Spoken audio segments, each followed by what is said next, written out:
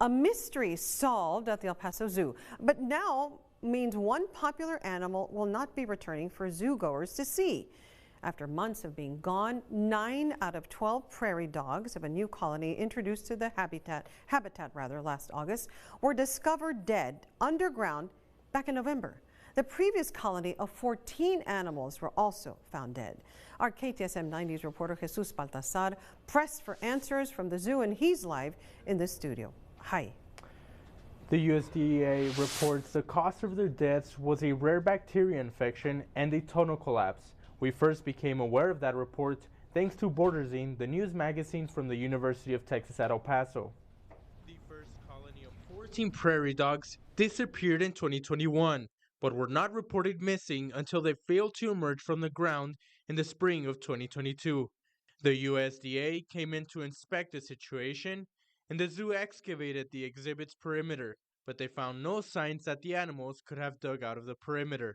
The USDA would ultimately conclude that the animals were likely taken by predators. We never quite agreed with it at the zoo because there aren't many predators, hawks that could take a prairie dog because they're pretty big animals, and it would have to be repeated like a dozen times or so and then go underground pretty quick. The zoo then spent nearly a year putting up netting to keep that from happening again, before introducing a new colony of prairie dogs to that same exhibit in August of 2023, only to disappear the day after. For the next 2 months, the zoo would employ motion-activated cameras and pipe cameras to see if they could detect any activity from the animals. Those efforts rendered no success. So in November, they began a full excavation of the exhibit, and they finally found all but 3 of them dead. One of the surviving 3 died shortly after.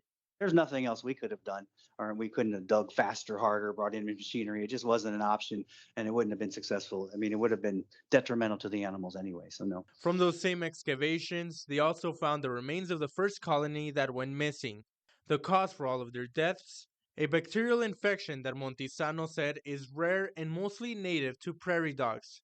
The report from the USDA contends more animals could have been saved, but that the zoo was late in using more intensive measures to locate them. Look, they're saying that we need to see these animals every day, and that's not possible with underground animals.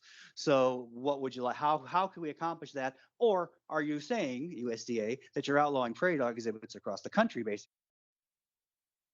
Montesano said the El Paso Zoo doesn't have any desire to bring back prairie dogs because it has been problematic for them for so many years, and explained that they are not a great exhibit anyway because they live underground.